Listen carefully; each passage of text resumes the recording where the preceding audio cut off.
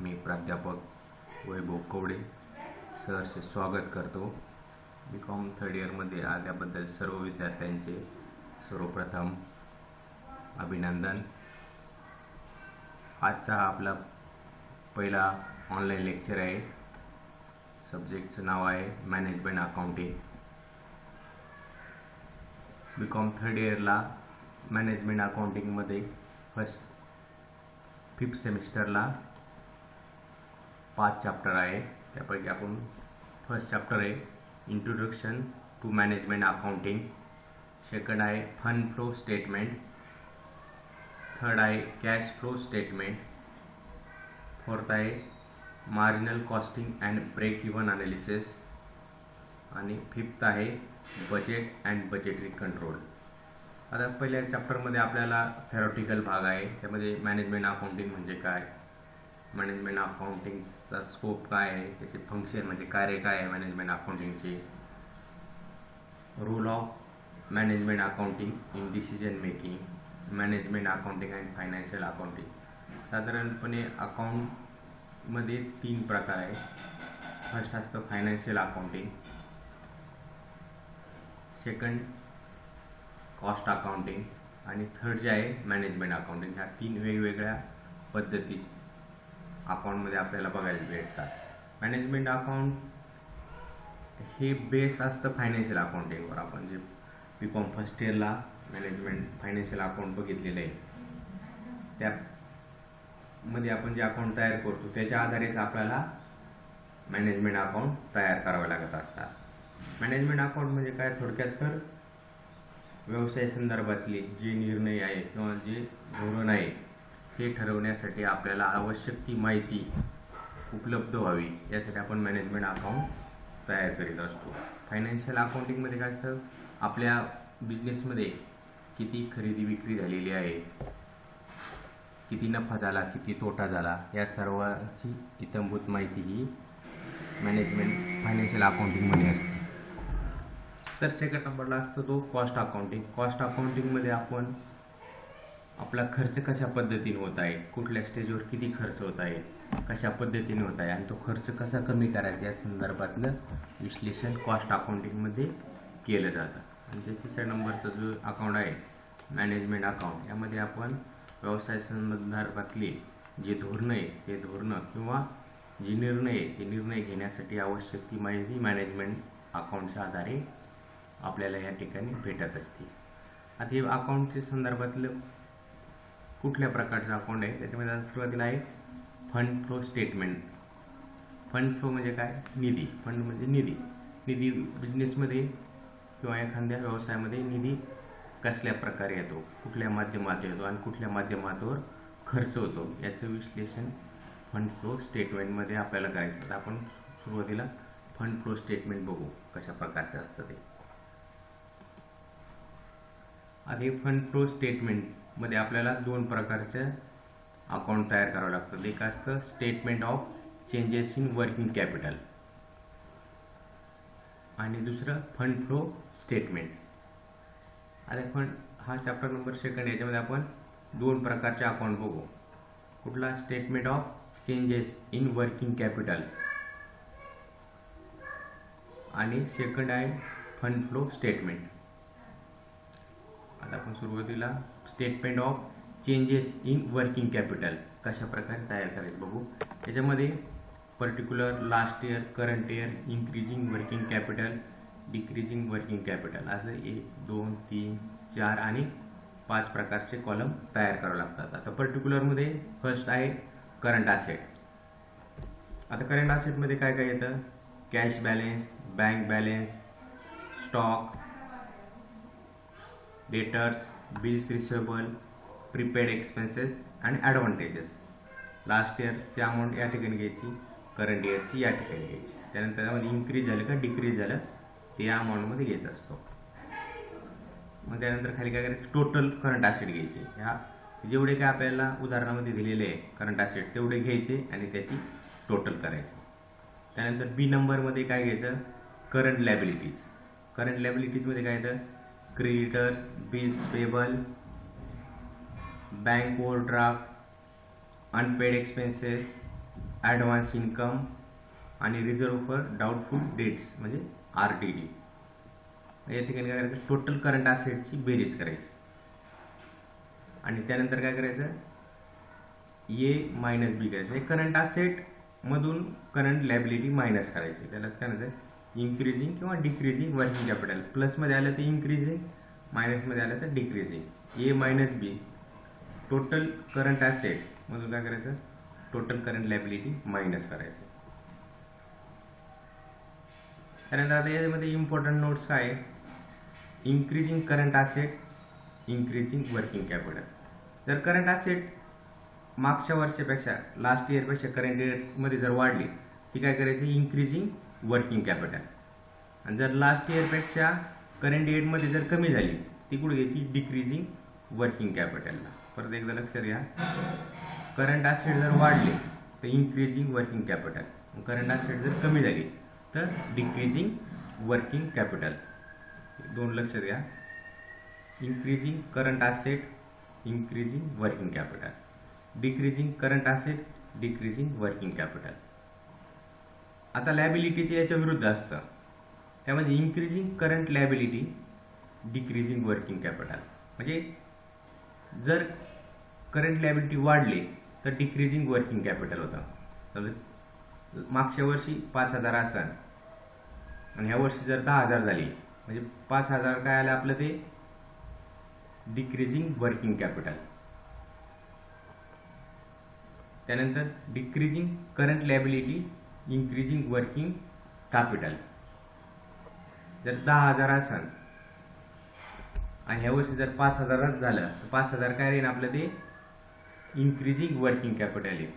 Current asset आणि current लायबिलिटीमध्ये विरुद्ध संबंध आहे. करंट असेट वाढलं तर इन्क्रीजिंग, करंट लायबिलिटी जर वाढलं तर डिक्रीजिंग. इम्पॉर्टंट नोट्स परत एकदा लक्षात घ्या, increasing current asset, increasing working capital. Decreasing current asset, decreasing working capital. Increasing current liabilities, decreasing working capital. Decreasing current liabilities, increasing working capital. त्यानंतरचं नेक्स्ट अकाउंट आहे fund flow statement. त्यालाच काय म्हणायचं, statement of source and application. आता याच्यामध्ये दोन part आहे, एक सोर्सचा आणि एक ॲप्लिकेशनचा. आता सोर्समध्ये काय येतं, इश्यू ऑफ शेअर्स. शेअर्सची जर आपण विक्री करून पैसे घेतले, सोर्स म्हणजे काय, तो आपल्या व्यवसायामध्ये कुठल्या माध्यमातून पैसे आलेले. इश्यू ऑफ शेअर्स, शेअर्सची विक्री करून आपण पैसे गोळा केले. इश्यू ऑफ डिबेंचर, डिबेंचरची विक्री करून आपण पैसे गोळा केले. सेल ऑफ इन्व्हेस्टमेंट, आपण जी इन्व्हेस्टमेंट केलेली आहे ती सेल केली. लॉंग टर्म लोन, आपण लॉंग टर्म लोन जर घेतला तर. आणि त्यानंतर डिक्रीजिंग वर्किंग कॅपिटल इथे घ्यायचं. आपण इथून अगोदरच्या स्टेटमेंटमध्ये आपलं हे येतं, इथे येतं ना इन्क्रीजिंग किंवा डिक्रीजिंग वर्किंग कॅपिटल. आता डिक्रीजिंग वर्किंग कॅपिटल जर आलं तर ते पुढे घ्यायचं फंड फ्लो स्टेटमेंटच्या सोर्स साईडला. त्यानंतर ॲप्लिकेशनला काय येतं, redemption of shares, redemption of debenture, purchase of fix asset. आपण जर कुठली असेट घेतलेली असेल, रिडम्पशन ऑफ शेअर्स म्हणजे काय, आपण जे शेअर्स विकलेले ते जर परत आपण खरेदी केले त्याला काय म्हणतात, रिडम्पशन ऑफ शेअर्स. त्याचप्रमाणे डिबेंचर, डिबेंचर आपण विकलेले आणि आपण ते परत खरेदी केले म्हणजे रिडम्पशन झालं त्याला. परचेस ऑफ फिक्स असेट, आपण एखादी असेट घेतलेली आहे.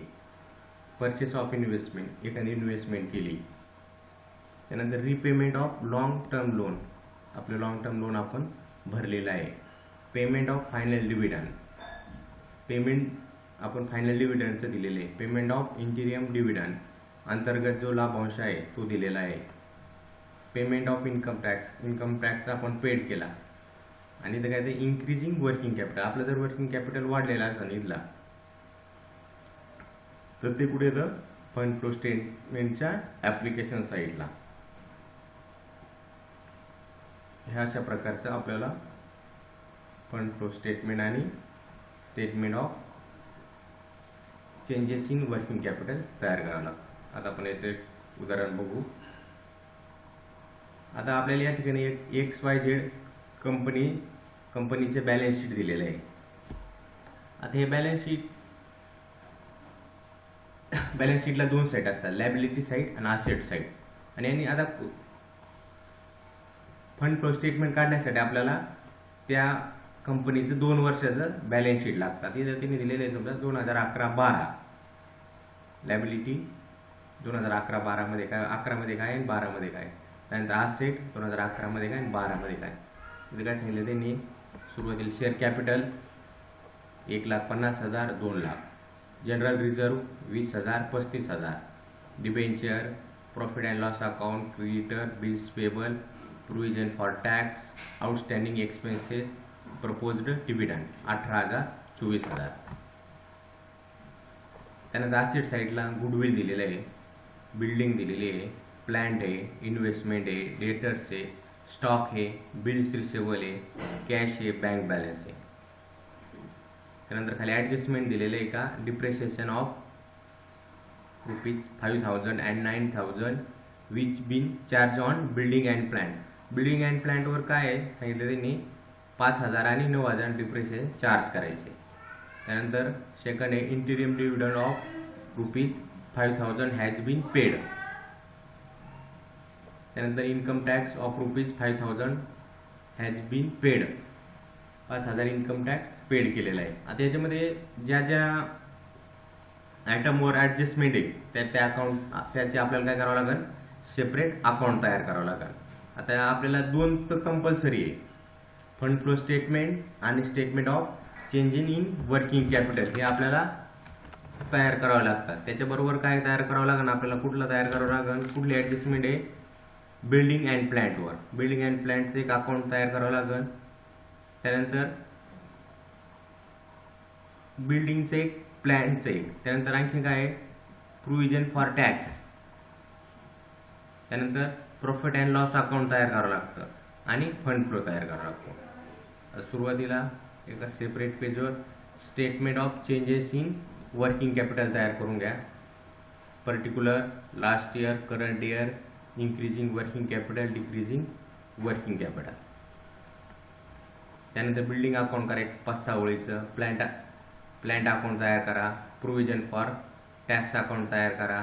त्यानंतर प्रॉफिट अँड लॉस अकाउंट तयार करा एक 10-12 ओळीचं.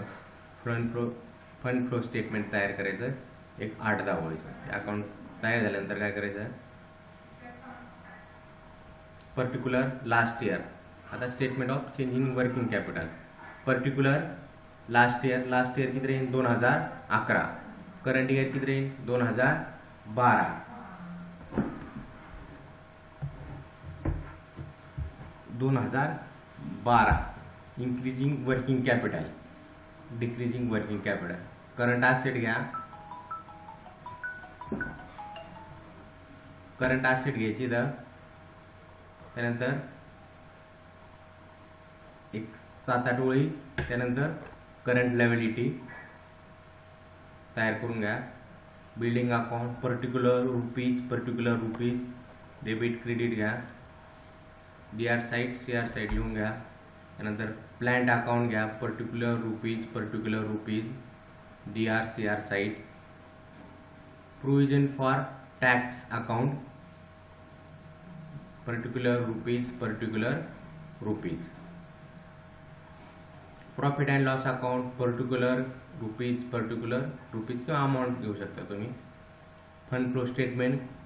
आता यामध्ये source side, amount, application, amount. आता सर्वात पहिलं आपण आता उदाहरणात जायचं. Liability, share capital 1,50,000 2 lakh. म्हणजे आपलं शेअर कॅपिटल वाढलेलं आहे. कितीने वाढलं, 50,000ने वाढलं.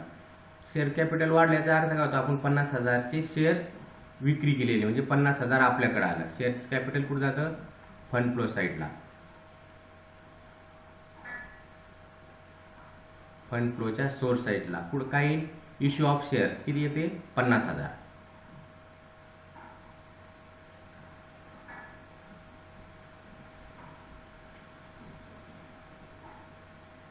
त्यानंतर काय आहे, जनरल रिझर्व 20,000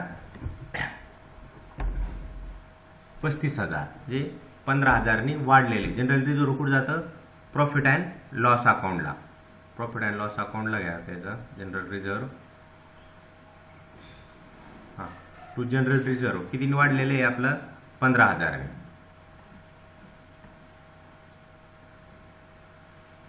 त्यानंतर काय आहे? डेट डिबेंचर्स किती? 1,25,000. या ठिकाणी 25,000 वाढलेले, म्हणजे आपण काय याचा अर्थ होतो? डिबेंचर वाढले याचा अर्थ होतो आपण 25,000चे डिबेंचर इश्यू केले, म्हणजे आपल्याकडे ते पैसे आलेले. 25,000 कुठे झाले? मग ते फंड फ्लो अकाउंटच्या सोर्स साईडला इश्यू ऑफ डिबेंचर. 25,000. जर 25,000 कमी झाले असते तर ते ॲप्लिकेशनला आले असते. काय म्हणून? रिडम्पशन ऑफ डिबेंचर म्हणून.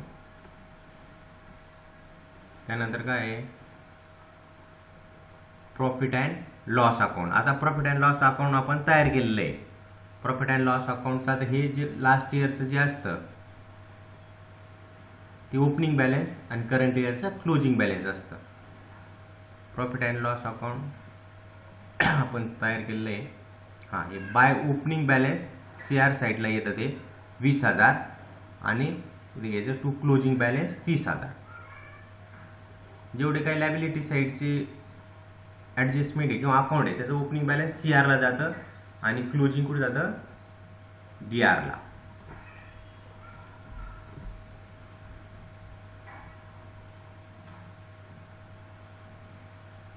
त्यानंतर क्रेडिटर्स. क्रेडिटर्स काय? आता करंट ॲसेट आहे. Creditors, bills payable, provision for tax आपण अमाऊंट तयार केलेली आहे. अकाउंट तयार केलेले ते अकाउंटला येते. आउटस्टँडिंग एक्सपेन्सेस ते पण करंट लायबिलिटी आहे. आता एक करंट लायबिलिटी घ्यायचं. क्रेडिटर्स किती? 50,000, 80,000. Bills payable 10,000, 8,000. Outstanding expenses 3,000, 5,000. ही करंट लायबिलिटीची जेवढे अमाऊंट आहे ते घ्यायची. किती? आता 50,000, 80,000. 30,000नी वाढले. करंट लायबिलिटी वाढली पुढे येते डिक्रीजिंग वर्किंग कॅपिटलला 30,000.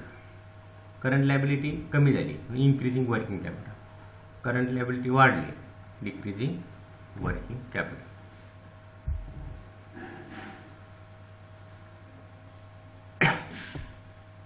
त्यानंतर आता आहे provision for tax. Provision for tax कुठे येतं? आपण अकाउंट तयार केलं आहे प्रोव्हिजन फॉर टॅक्सचं. इथं ओपनिंग बॅलन्स 6,000, क्लोजिंग बॅलन्स 9,000.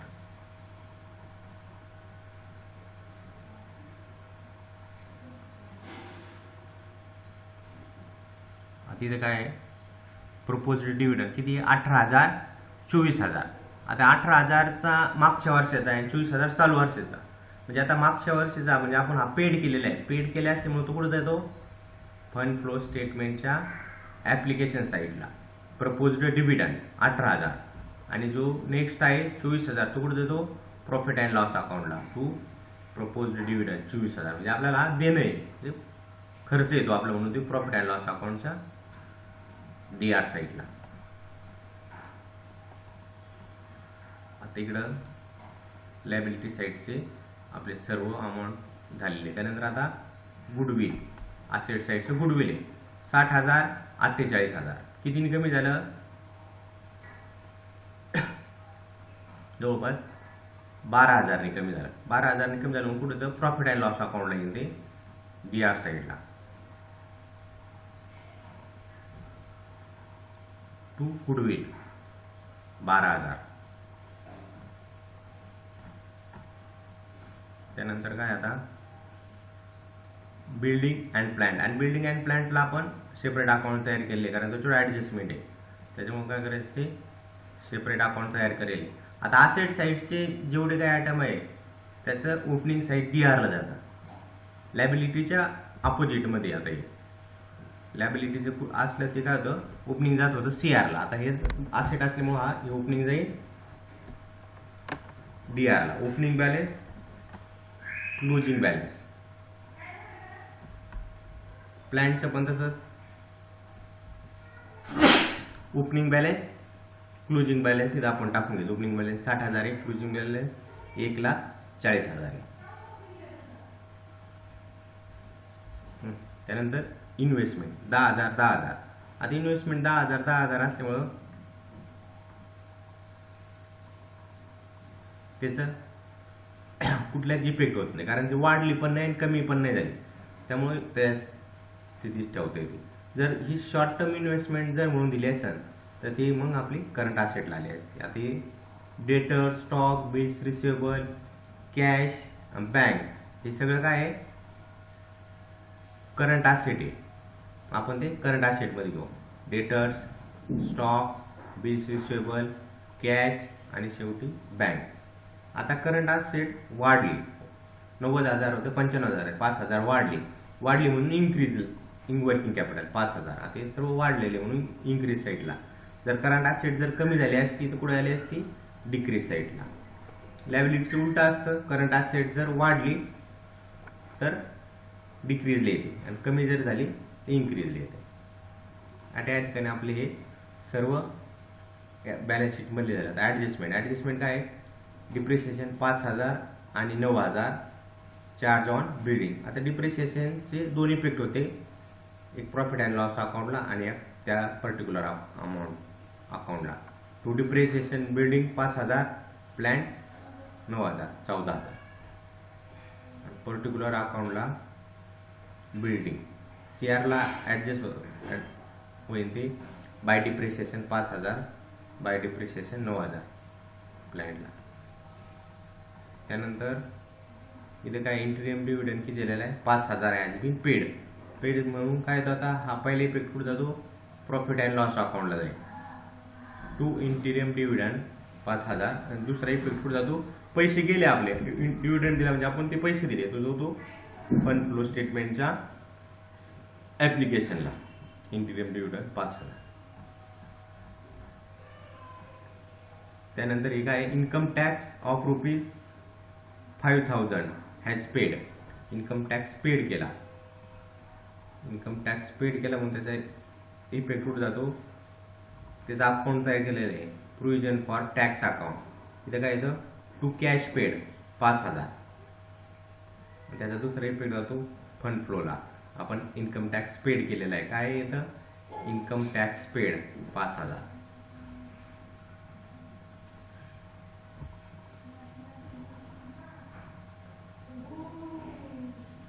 आता या ठिकाणी आपल्या ॲडजस्टमेंट पण पूर्ण झालेल्या आहे. आता काय करायचं, अकाउंट क्लोज करून घ्यायचं. आता टोटल करंट ॲसेटची बेरीज करायची, 1,47,000, 2,28,000, मग किती वाढले, 81,000 वाढले, ते घ्यायचे ते.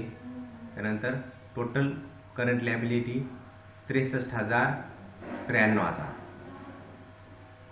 काय झाले ते, 63,000, 93,000 म्हणजे काय झाले, कमी झाले कितीनी, 32,000. त्यानंतर आता काय करायचं, ए मायनस बी म्हणजे करंट असेटमधून करंट लायबिलिटी मायनस करायची. किती आले, आता इथं 1,47,000 मधून 63,000 मायनस केले, किती आले, 84,000 आले. 2,28,000 मधून 93 मायनस केले म्हणजे 1,35,000. आता इथे 1,35,000 इथं 84,000, इथं 1,35,000 घ्यायची, 1,35,000 घ्यायचे. दोन्ही मधला फरक किती आहे, 1,35,000 आणि 84 मधला 51,000. आता नेक्स्ट इयरची अमाऊंट जास्त आली त्यामुळे काय होईल, इन्क्रीजिंग वर्किंग कॅपिटल कितीनी, 51,000. जर नेक्स्ट इयरची अमाऊंट कमी आली असती तर 84,000 आहे, हे जर 80 आले असते तर 4,000 काय आले असते, तर डिक्रीजिंग वर्किंग कॅपिटल. पण या ठिकाणी काय झालं, नेक्स्ट इयरची अमाऊंट जास्त आली म्हणून किती आले, इन्क्रीजिंग वर्किंग कॅपिटल 51,000. आता इन्क्रीजिंग वर्किंग कॅपिटल आपण इथले पुढे घेतो, इन्क्रीजिंग वर्किंग कॅपिटल, इथं इन्क्रीजिंग वर्किंग कॅपिटल 51,000 घेतले आपण फंड फ्लो स्टेटमेंटच्या ॲप्लिकेशनला. आता दुसरं काय, बिल्डिंग अकाउंट. बिल्डिंग अकाउंट कुठल्या साईडची बेरीज जास्त आहे, DR साईडची, 1,00,000 फरक किती देतो, 5,000चा. आता DR साईडची बेरीज जास्त आलं याचा अर्थ काय होतो, आपण बाय सेल ऑफ बिल्डिंग म्हणजे 5,000ची आपण बिल्डिंग सेल केली, 5,000ची बिल्डिंग सेल केली याचा अर्थ काय होता, आता 5,000 आपल्याकडे आले. म्हणजे 5,000ची एंट्री कुठे होती, फंड फ्लो स्टेटमेंटच्या सोर्स साईडला सेल ऑफ बिडिंग 5,000. त्यानंतर प्लॅन्ट अकाउंटची बेरीज किती येते, कुठल्या साईडची बेरीज जास्त आहे, CRची किती 1,49,000. 1,49,000 फरक किती येतो 89,000चा. आता CRची साईडची बेरीज जास्त आहे, त्याचा अर्थ काय होतो का आपण जो फरक आहे तेवढी ती परचेस केलेली आहे. कितीनी फरक येतो तो 89,000. आता परचेस केली म्हणजे काय होतं, आपले पैसे गेलेले म्हणून आपण त्याची एंट्री कुठं करतो, फंड फ्लो अकाउंटच्या ॲप्लिकेशनला. प्लॅन परचेस ऑफ प्लॅन 89,000 इथं क्लोज करून घ्या. त्यानंतर प्रोव्हिजन फॉर टॅक्स कुठल्या साईडची अमाऊंट जास्त येते, BRची किती येते 14,000 येते. दोन्हीचा फरक किती 8,000. आता हा काय आहे, हा कुठं ट्रान्सफर होतो, प्रॉफिट अँड लॉस अकाउंटला. प्रॉफिट अँड लॉस अकाउंटच्या BR साईडला 8,000. इथं आपण घेतली टू प्रोव्हिजन फॉर टॅक्स 8,000. आता याची बेरीज केली, याची BR साईडची बेरीज जास्त आहे किती 1,08,000. इथे 1,08,000. दोन्हीचा फरक किती आहे 88,000. त्याला काय म्हणायचं, बाय ऑपरेटिंग प्रॉफिट कुठे येतो, हा येतो सोर्स साईडला. Bye operating profit 88,000. आता इथं जर प्रॉफिट अँड लॉस अकाउंटची जर CR साईड जास्त आली असती, इथं आला असता बाय ऑपरेटिंग लॉस कुठे गेला असता, फंड फ्लोच्या ॲप्लिकेशनला. तिथं सर्व अमाऊंट करून घ्यायचं आणि आपल्या या ठिकाणी फंड फ्लो स्टेटमेंट हे टॅली होतं. म्हणजे आपल्या आपण सर्व जर व्यवस्थित नोंद केल्या असेल तर फंड फ्लो अकाउंट आपलं टॅली होतं या ठिकाणी. नेक्स्ट लेक्चरला आपण नेक्स्ट प्रॉब्लेम बघू.